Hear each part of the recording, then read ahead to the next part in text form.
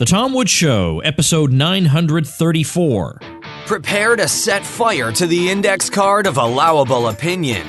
Your daily dose of liberty education starts here. The Tom Woods Show. Folks, we are inching toward the 1,000th episode of The Tom Woods Show, and I'd like you to join me for it at a special event in Orlando, September 9th, featuring Michael Malice and Tom DiLorenzo as special guests and the great Eric July as MC. It's absolutely free, but you gotta register. Check it out at tomwoods.com/Orlando. Folks, we're capitalists on this show, and we're not ashamed of that. And one of the easiest places to be a capitalist is on the internet. So, for example, if you've got a website and you're not monetizing it, then you're a schmuck. I'm going to show you what I'm doing exactly, step by step, in this free ebook, 5 Paths to an Online Income. Check it out at pathstoincome.com. Hello, everybody. Tom Woods here. What an article we are reviewing for you today. Oh, my goodness. This is an article written by a historian at Rutgers University named James Livingston, and it's basically called F Work. All right, we'll just put it that way. That's what it's called. The article is arguing that work is really, really unfulfilling for a whole lot of people, and there aren't that many jobs anyway, and there are going to be ever fewer in the future, and they're just mind-numbing and dead-end and pointless and a waste of everybody's time. But we have this cultural attachment to the idea of work, so we keep on doing this. But surely there's a more humane way to live, and wouldn't we have a tremendous burst of creativity and energy if we weren't all tied down to miserable tasks as a way of supplying ourselves with the things we need to live? So anyway, there's so much in it, and somebody sent it to me and wanted me to answer it, and I thought, I can't do this alone. No way. So, to share in the misery, Peter Klein is joining me today. Peter has been on the show in the past. He holds a Ph.D. in economics from the University of California at Berkeley. He is professor of entrepreneurship at the business school at Baylor University, where he is also senior research fellow with the Center for Entrepreneurship and Free Enterprise. He's also adjunct professor of strategy and management at the Norwegian School of Economics and Carl Menger research fellow at the Mises Institute. Peter, welcome back. Thanks, Tom. Great to be here again. All right, we got a bunch of things here. We got to roll up our sleeves and start smacking down some fallacies here. So I already told people the article has to do with work and jobs and arguing that we need to just think completely differently about all this. And it's just got one proposition after another that you could debate. So even people who say we need a $15 minimum wage or we need full employment or whatever, these are the sorts of things that Bernie Sanders might say or Paul Krugman might say. Even these things are really fundamentally missing the point, because he says the number of jobs that will be available in the future, even right now, is just not high enough to employ everybody who would want to be employed, to achieve full employment. We can't do it. There isn't enough work. And even if there is, who says work is so great? It's actually stifling and demeaning in many cases. So then we're going to see what it is that he proposes. But let's start there. Let's start with this point. He says, already a fourth of the adults actually employed in the U.S. are paid wages lower than would lift them above the official poverty line. Almost half of employed adults in this country are eligible for food stamps. Most of those who are eligible don't apply. The market in labor has broken down along with most others. And then he says, the jobs, now he sounds like David Stockman, the jobs that disappeared in the Great Recession aren't coming back. Yeah. The net gain in jobs since 2000 still stands at zero. And even if they do come back, these will be like part-time minimum wage jobs that nobody in his right mind would want to have. So, all right, assuming these figures are correct, what's Peter Klein's response to this? Give up on jobs? Yeah. Well, Tom, this article is challenging and confusing on so many levels. It's like there are so many fallacies, large and small, as you mentioned before, that are weaved in. It's really hard to know where to start. But this is the kind of situation where I think it might be useful to kind of start with a very simple theory or simple model of what an economy is and how an economy works. People like myself who teach economics are often, kind of we're chastised for thinking of these very simple scenarios. What would it be like for Robinson Crusoe on his island, and then trying to work up from that to understanding something as complicated as the U.S. economy. But I think this article is a case where it would really have, this author would really benefit from thinking through, the most basic concept of what is work, what is consumption, what is investment, because nowhere in the article is there any recognition whatsoever that, that he understands these very basic things. By starting there, then we can work up to more complicated questions like what role is the U.S., minimum wage currently playing, the sort of Stockman point about what types of jobs are going away during the recession. I don't think this author is even ready to have that conversation because of these absolutely nutty ideas about, not having jobs at all, why people have jobs. I sort of wonder, I see from the bio, I don't know this author at all, but he appears to be a historian somewhere in Wisconsin, at Rutgers. And I guess he typed out this article on his Mac or on his PC. Maybe he's reading it and reading the comments on his iPhone. How does he think these goods and services came into existence? Where does he think computers came from? Where does he think the internet comes from? The food that he eats during the day, the office in which he sits as he spins out these sort of crazy fantasies. Where does he think all of that stuff came from? I didn't see anything in the article, reading it twice, about, what we would eat, in this world where we don't have work anymore, where the food is going to come from, where the clothes are going to come from, where the internet's going to come from, and so on. So maybe we ought to start by trying to think through, what is a job? Why do people work? What's the purpose of labor as opposed to leisure? What's consumption? What's investment? I think thinking through it at that level might help us to try to pull, try to figure out what this guy is really saying and how best to respond to it. Right. And of course, your examples there are very good ones about what would we eat and all these things that we take for granted. Because when you think about what goes into what we eat and the work that goes into it, it's not all extremely intellectually and spiritually fulfilling work. It's backbreaking work. Yeah. It's not the sort of thing you do simply as a side thing for fun. That's just right. Because you appreciate it inherently. It's because of the money you get. It's because it is, if I may say so, a job. Yeah, that's right. And it is sort of what makes the world go round. Right. There is such a thing as intrinsically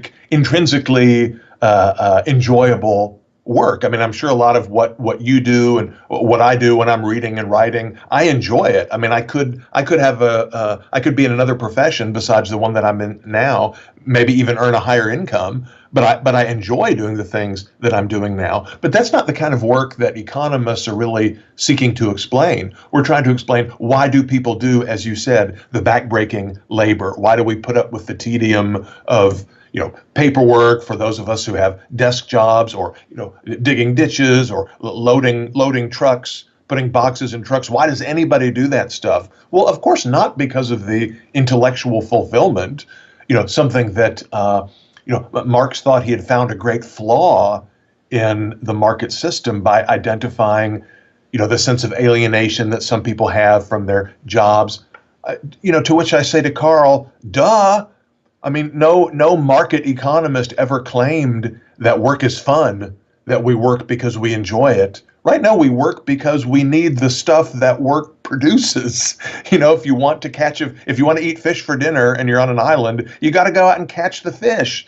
The fish are not just going to jump into your mouth, which is what people like Professor Livingston implicitly seems to think. So, of course, we want a world. What we desire is a world in which we get the most bang for the buck, or the distasteful work that we must perform generates the highest return in terms of goods and services that we can consume now, that we can consume in the future, that we can give to our children, and so forth. So nobody wants to work for its own sake. accepting the kinds of work that some people think is fun and would do even if they didn't get paid. We work because that's the only way we can consume. And you often, I don't know if it's a kind of a romantic era, kind of a 19th century notion that there's some alternative world in which we just sort of sit around and, food would fall from the trees. And a lot of people seem to have that kind of romantic notion. And you hear it even now with work on robots and, nanotechnology and artificial intelligence. Boy, we're, just around the corner is some kind of a Star Trek world where you just say the word ice cream sundae and it just materializes in front of you. Well, that ain't happening either. Somebody's got to build that technology. Somebody's got to maintain it. Somebody's got to extract the resources, the raw materials that keep it going, and so forth. So as long as we human beings live in this fallen world in which we do have to, sing for our supper, some of us are going to be singing. And the question is, how do we set up the system in such a way that we can get the most, most and best songs out of the singing we have to do? But of course, his whole premise is that this is not actually something we have to do. This is something we've been conditioned to think that we have to do. Right. And he says, for example, that the fastest growing component of household income since 1959 has been transfer payments from government, and that by the turn of the current century, 20% of all household income came from this source. So there's nothing in principle different, he thinks, between what exists now and what he's proposing, in the sense that we would simply take that number and expand it very dramatically. But in effect, we're already, every one of us, in fact, on the dole in one way or another.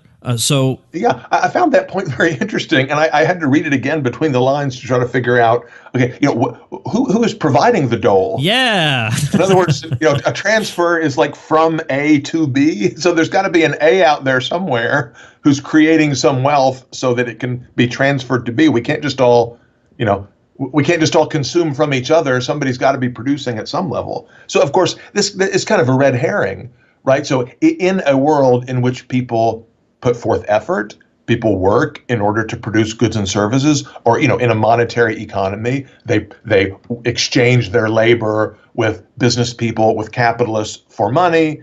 The capitalists then exchange those products and services with consumers, for money.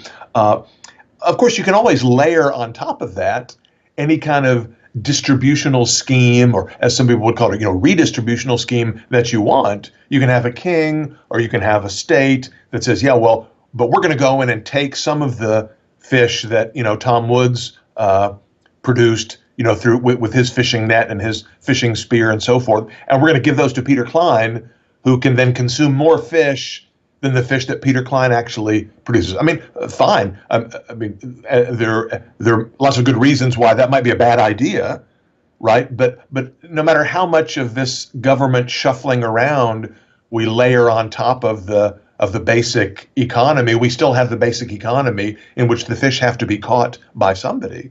And a world in which 100% of our income comes from government, comes from transfer payments, is just a world in which some other people somewhere, maybe ourselves, are producing the goods and services that are then transferred to somebody else. So I don't really see how this solves the problem. Right. It seems to keep pushing it back to, I don't know, who's it going to be? Martians? Who's going to be doing this? All right. Now, here are the key things I want to ask you. Well, particularly when we get to corporations in just a minute. But he says, how would we afford this? And by this, does he mean, I assume he means this idea that we don't need to work, or at least you don't need to do things that you find distasteful. Maybe you'd like to do something. Right. And so how would we afford this? And I don't exactly know what the this is, but it would be something like that. He says, he actually says we can do so, quote, very easily. Now, what's very easily? Well, we raise what he calls the arbitrary lid on the Social Security contribution, which now stands at $127,200. Now, what he means by that is that the income you earn up to $127,200 is taxed with a Social Security tax you pay into Social Security, but above that, you don't pay anything else, right? Right. Yeah. So we would just raise that. So we would get more money that way. And secondly, we would raise taxes on corporate income. So what's the problem, Peter? Yeah. I thought this was an interesting passage as well. I guess what he thinks when he says this, can we afford this? He's referring to the previous paragraph where he says, no matter how you calculate the federal budget, we can't afford to be our brother's keeper. I mean, but again, that gives away the whole show. What he's talking about here is, we can't afford to have some people working more and retaining a smaller share of what they earn to give it to other people who work less and consume a greater share of what other people produce. I mean, again, he's just talking about. So he's not really saying let's get rid of work and let's get rid of jobs. Some people are going to still have jobs so that we can subsidize people whom he thinks would be better off not working at Walmart than working at Walmart. That's right. I'm assuming that at least some of the way this piece is written is, kind of tongue in cheek, because of course, as we're discussing, it's logically incoherent to have a world without work, because then there would be nothing to consume. Really, what he just means, I guess it's just kind of another way of clothing the sort of standard progressive argument that some people consume too much and other people consume too little. He would like a world, I'm guessing, in which Steve Jobs still puts forth the same amount of effort to produce iPhones. Factory workers who work hard would continue to work just as hard. Everybody would work as hard as they do now, or maybe even harder, but he would just spread out the proceeds more evenly, right? No one could earn more than X dollars. Nobody can earn less than X dollars. So he doesn't say anything about the size of the pie, or he's assuming that the pie would remain the same size or maybe grow. He just wants to, have more evenly sized pieces. I think basically that's the only kind of message that makes any sense in this piece. Now, is that sound thinking? Is that appropriate from a moral and ethical standpoint?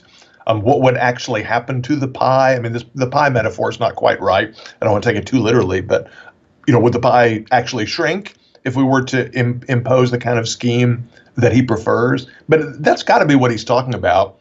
And, talking about changing, getting rid of the Social Security contribution cap, raising taxes on corporate income. I mean, he assumes that corporations would still exist and would still produce stuff. We just take away more of the net income and, give it to somebody else. Okay, fine. I mean, then the question is, well, if you increased tax rates as he's proposing explicitly and, implicit tax rates, what would then happen to the economy? What would happen to production? That's where we have something we can actually talk about. Yeah, well, let me read you his reasoning behind why he thinks raising corporate taxes won't cause a problem for employment. He says that, in fact, raising taxes on corporate income can't have these effects being a disincentive to investment and thus job creation. He says corporations have been multinational for quite some time. In the 1970s and 80s, even before Ronald Reagan's signature tax cuts took effect, approximately 60% of manufactured imported goods were produced offshore overseas by U.S. companies. That percentage has risen since then, but not by much. And then he says the bottom line is this: most jobs aren't created by private corporate investment, so raising taxes on corporate income won't affect employment. Since the 1920s, economic growth has happened even though net private investment has atrophied. What does that mean? It means that profits are pointless except as a way of announcing to your stockholders and hostile takeover specialists that your company is a going concern, a thriving business. You don't need profits to reinvest, to finance the expansion of your company's workforce or output, as the recent history of Apple and most other corporations has amply demonstrated, so investment decisions by CEOs have only a marginal effect on employment. All right, Peter, what do you say to that? Yeah, I mean, Tom, I have no idea what this paragraph could possibly mean. It's confused on so many levels, and it just doesn't make sense. First of all, I mean, of course, he says since the 1920s, economic growth has happened even though net private investment has atrophied. I mean, that's not technically correct. By some measures, net private investment has fallen. By other measures, it's risen. And of course, what matters, he's looking at sort of accounting measures of investment, dollar accounting measures of what companies classify as investment. But of course, from an economics point of view, we're interested in quality, not quantity. I mean, again, where does he think the iPhone came from? I mean, someone, Apple did the research and development to come up with develop the technology. Apple and its foreign partners, like Chinese companies, have invested in manufacturing capacity. I mean, I don't know where he thinks that investment would have. I don't understand where he thinks goods and services would come from if investment were literally zero. He says you don't need profits to reinvest to finance the expansion of your company's workforce or output. I mean, again, but where does he think the expansion came from? What was it financed by? Right. Transfer payments? I mean, I have no idea. Right. I can't imagine what he could possibly mean here. This deal about, you're signaling something to your stockholder. I mean, it just doesn't make any sense at all. I don't think he understands what a corporation is. There's a blurb in the article you didn't point out where he goes on, didn't read, where he goes on a little rant against Citizens United, which suggests that from a kind of a legal and economic point of view, he really doesn't understand what a business firm is. He certainly doesn't understand what a corporation is, what is the notion of legal personhood, for example. But of course, all investment is financed ultimately by profit, where by profit we mean, the excess of what we produce over what we need to consume right away. Right? I mean, that's absent profit, there can be no savings or investment by definition. And so there's, of course, we wouldn't have iPhones, or we wouldn't have any of the technology that we have. We wouldn't have the productive capacity that we have without some people producing more than what they need to consume right at that moment. Again, think back to Robinson Crusoe on his island. The only way that he can get a fishing net, which would then expand his ability to fish in the future, is by taking a day away from catching fish with his hands and eating them, right, to build a net. So he's got to, in the day before he builds a net, he's got to catch a few extra fish. He catches 10 fish, he only eats 5 of them, he holds on to 5 to eat the next day while he's building a net. If he eats all of the fish that he catches every day, he can never spend a day doing anything other than catching more fish. So there's no way he could ever have any savings. There's no way he could ever invest to produce to come up with a new and better way to get outputs out of inputs, unless he starts with some saving, right, by consuming less than he's currently producing. And so in a world where there are no profits in this sense, there can be no investment, and then you can never consume at more than a subsistence level. I mean, it just doesn't make any sense what he's saying here.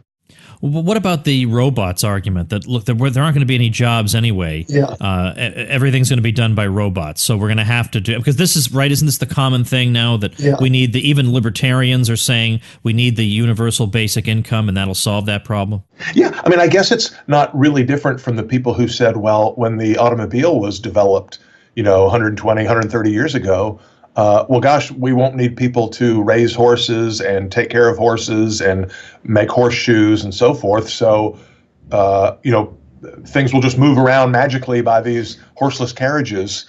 And then we don't need loss of jobs. I mean, a robot is not really different from any other piece of capital equipment, right? I mean, these, science fiction kind of robots might be great. But I mean, I've got one of those little robotic vacuum cleaners at my house. I've got a Roomba vacuum cleaner. I mean, so it's technically a robot, and it does make my life easier because you can push the button and let the little Roomba do its thing, and I can go off and do something else rather than holding a vacuum cleaner. Is that qualitatively different from, me going from having only a broom and a dustpan to having a conventional vacuum cleaner? Or, me going from picking up dirt with my hands to picking up dirt with a broom and a dustpan? I mean, no. Robots are another kind of capital good. They can perform, it's just like any other kind of capital equipment. They increase our productivity as human beings. They make us able to do more and to do better things with less amounts of effort, which frees us up either to consume leisure if we like, or to spend our valuable time and effort producing other things and more things. And of course, as with the automobile example, this whole notion of, will the robots take away our jobs? I mean, somebody's got to build the robots. Somebody's got to maintain the robots. Anybody who's ever used a personal computer or an electronic device of any kind knows that they are not self-maintaining. Okay, so there's going to be some tech support people that you call and say, "Hey, my robot broke," and you spend hours on them with their broken English as they try to tell you how to reboot your robot. I mean, the robots are not qualitatively different from any other kind of technological improvement in my view. I've got a little thing on robot. I guess I should link to. I gave a talk at the Mises event at Harvard last year and I hit on robots. So let me write down robots episode. I'll link to that at tomwoods.com/934. That's where you can also read this article, by the way. If you want to gouge your eyes out, you can read this article at tomwoods.com/934. I want to talk about he says, the philosophical stuff is the worst, which is why I don't even want to get into that. I want to get into the economics with you. But he says that this commitment we have to work entails defining ourselves in terms of our productivity, and that we're only worth as much as the labor market can register. Which parenthetically is just a dumb way to think, and no one has ever proposed that, because if that were true, then we would have to say that let's just think of the greatest works of literature that you can. I can find them in a $10 paperback edition. Does that mean that in some grand abstract scheme of things, War and Peace is worth only $10? What does that mean? That's just a stupid thing to say. That's not what market prices are about. They're not giving you some abstract judgment of your worth in the world any more than they give the judgment of, we need water to survive, and water's really cheap. So does that mean the market is saying water doesn't matter? That has nothing to do with what prices are about. But what I want to ask you about is, he says, we must also know that this principle, this idea of work and productivity as defining who we are, plots a certain course to endless growth and its faithful attendant, environmental degradation. So we also can't be working, because if we work, we're going to destroy the environment. Tom, as you mentioned in your example with War and Peace, no free market economist, no academic, no writer, nobody that we know, nobody in our circles says that your wage is a measure of your moral worth. No one says that, Justin Bieber is more, artistically has more artistic merit than, Beethoven, because his concerts are currently selling out and Beethoven's symphonies don't, or whatever. As Mises pointed out in his book, The Anti-Capitalist Mentality, market prices, the profits of firms, the wages of certain producers on the market, they simply reflect the preferences of consumers in terms of what they're willing to buy and what they're willing to sell, and nothing more than that. There's no moral layer that sort of fits on top of that. It's the same thing with economic growth. Economic growth is morally neutral. In a market economy, in a free society, we get the level of economic growth that consumers, entrepreneurs, investors, workers desire, right, as revealed by their choices to work a little harder or to work a little less hard, to save and invest more, to save and invest less, to consume now versus deferring consumption to the future. Again, this is another case where it's useful to look at it at the level of the household. Your listeners can think from their own point of view or from the point of view of themselves and their family members. We're always choosing. You have a certain amount of income that you get from working. You can spend it all now. You can spend more than you're currently earning by borrowing, or you can try to spend less than you're currently earning and put that money in the bank. Now, what do you do with that money that's in the bank if you're saving? Well, you can just hold on to it and hope to retire at age 50 or 60 and consume it then. You can hope to pass it on to your children, or you can take that money and remodel your kitchen. That's something that we're currently doing, and so I'm thinking a lot about kitchen remodels. Or you could add another room on to your home, or you could buy a larger home. That's those things all represent a kind of growth, right? You can make your domicile larger or nicer or better in some way, or you can choose not to do that. And there may be all kinds of reasons, both practical, philosophical, ethical, about what's the right thing for you to do or for your family to do in that particular situation. But it's never the case that you're sort of mindlessly compelled to take all of your excess earnings and invest them in getting a new refrigerator or moving into a bigger house. You can choose to do that or not. Likewise, whenever I hear commentators talk about growth and this constant pressure for an economy to grow, who knows? There may be, from a psychological or sociological or philosophical point of view, it may be that some particular culture in which we live encourages us to spend more, to drive a bigger car. I mean, that's fine. But to blame that on the market is just another way of blaming that on human beings. Again, it would be like blaming the market for the fact that Justin Bieber concerts sell out. Actually, maybe he's old-fashioned now. Ariana Grande. Is it the market's fault that lots of parents are sending their preteen kids to go watch an Ariana Grande concert, which is not to my tastes? And if I say I blame the market, that's just another way of saying I blame human beings. I blame human preferences. I blame people's free will. I mean, it's okay. I can do that if I want, but there's no, economic analysis doesn't have much to say about that. I'm just a curmudgeon who hates humanity.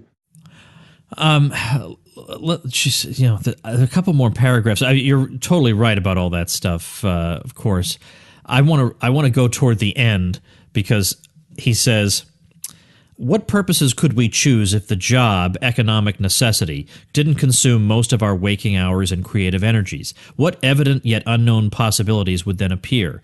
How would human nature itself change as the ancient aristocratic privilege of leisure becomes the birthright of human beings as such?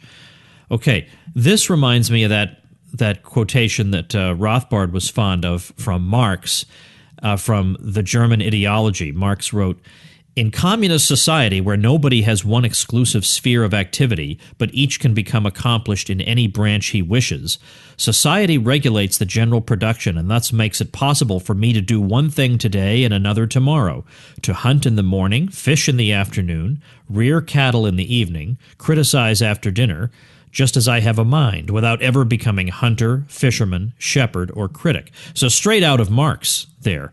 Think of the amazing possibilities if we're not constrained by work. And of course, he really means if certain people aren't, certain people who would be better off sitting there, painting a picture rather than being a cashier at Walmart or waiting on me at Waffle House because that's demeaning to them.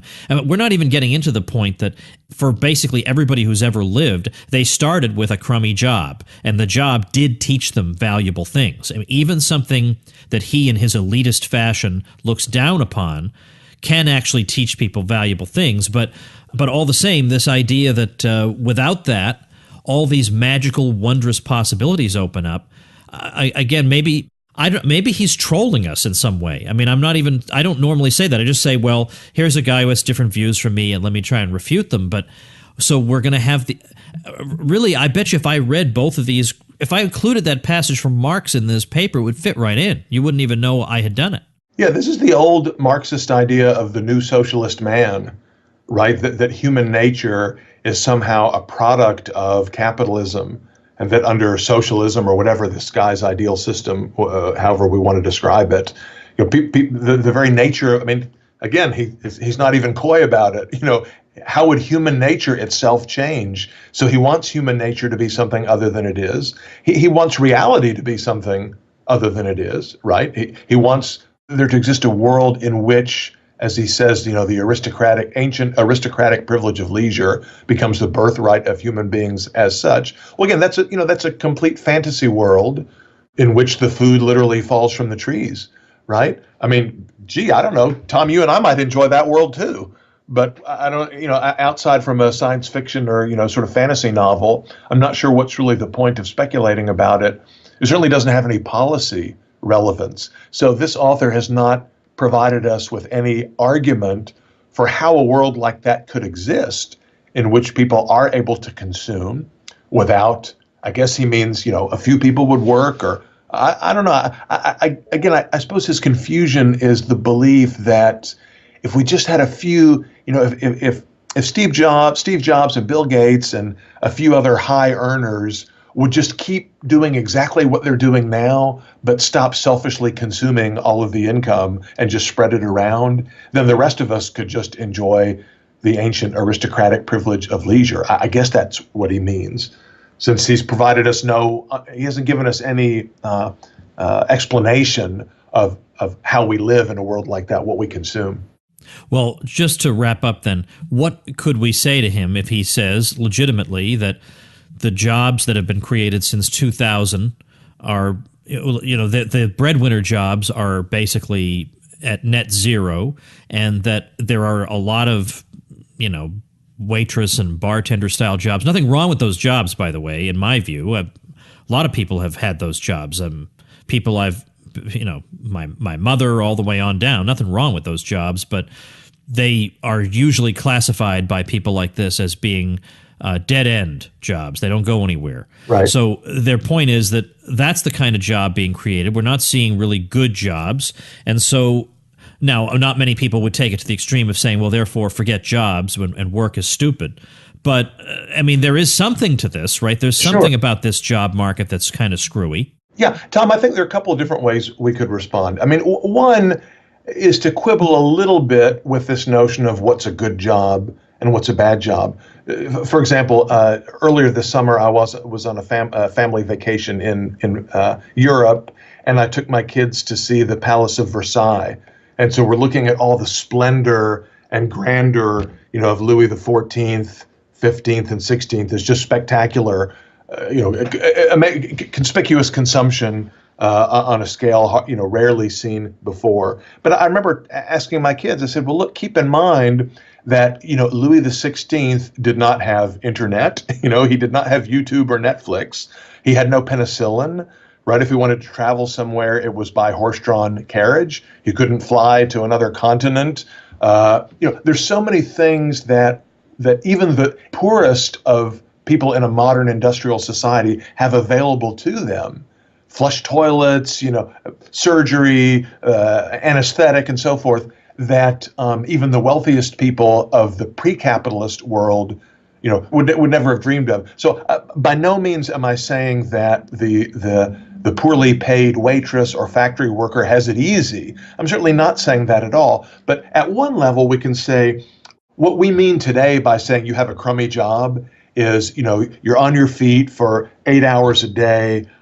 You only have one car and it's a used car. You only have 2 TVs in your house. Of course, you've never known hunger, but you don't always get to eat, at a nice restaurant once or twice a week. I mean, what we mean by living below the poverty line today, throughout most of human history, the way people live under the poverty line today would have been regarded as just unimaginable luxury, throughout most of human history. Again, I don't say that to be callous. And if you believe, unfortunately, we as human beings suffer greatly from the sin of envy, or to use more modern terminology, there's a lot of social comparison.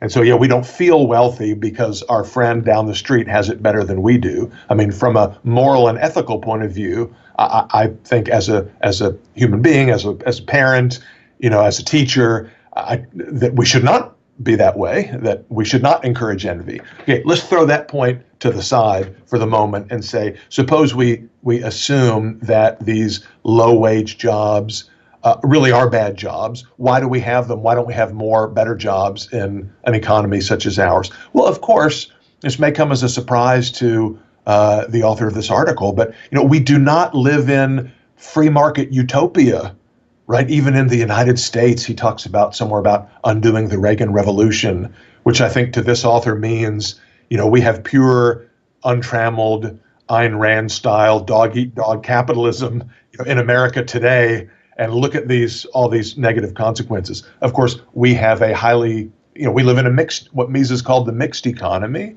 The government already consumes 30 to 40% of GDP. So we already live in a quasi-socialist system.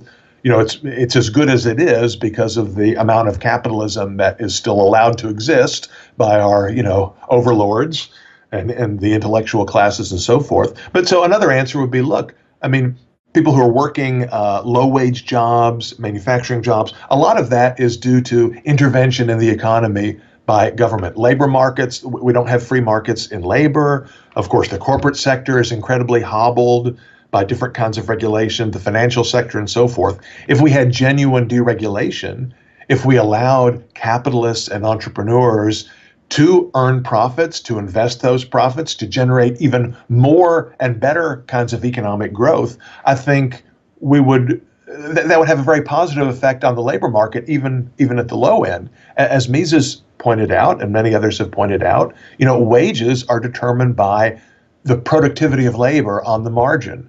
The reason the waitress gets paid $12 an hour or $15 an hour or whatever is because in the judgment of the employer, the waitress is producing that much value, per hour worked. Imagine that waitress had better equipment, the restaurant had access to a more efficient supply chain.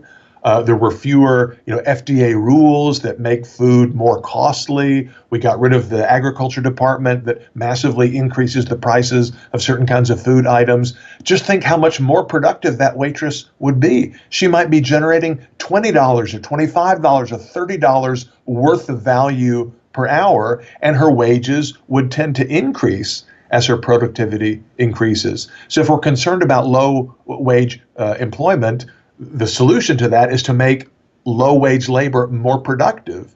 And we do that by encouraging entrepreneurship, by allowing the capitalist system to work, by deregulating, freeing up the monetary system, and so forth, the kinds of things that are discussed every day on TomWoods.com.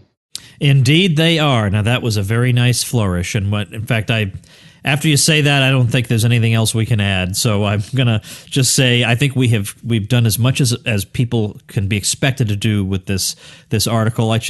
Somebody sent it to me and I read it and I thought, I could do this by myself, but I just no. I keep all the fun to myself. Exactly. And I thought I haven't had Peter on in a while. Yeah. So that's great. Well, next time I see you, I think we'll be at the Mises University program, I assume, and that'll be great. There we will talk about the exact opposite of these kinds of things. Right. So I look forward to that as I do every year. Thanks, Peter. All right, my pleasure. See you later.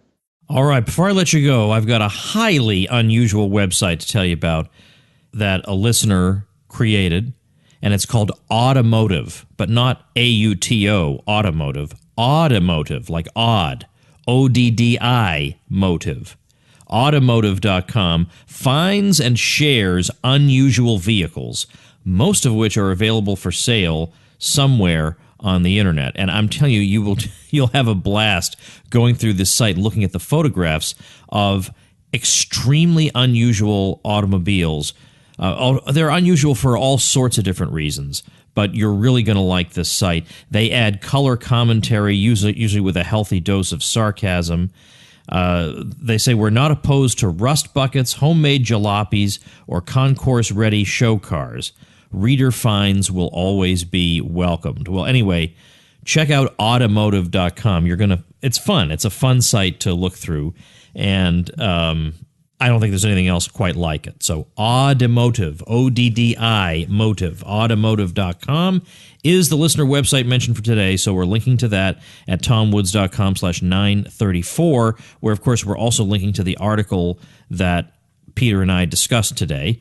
So, again, if you'd like to get a special mention on the show to get a boost for your brand new website, make sure you get your hosting through my link, and I'll give you this publicity and a bunch of other goodies, including membership in my private bloggers group, where you can get special help when you need it. So get the details on all that at tomwoods.com/publicity.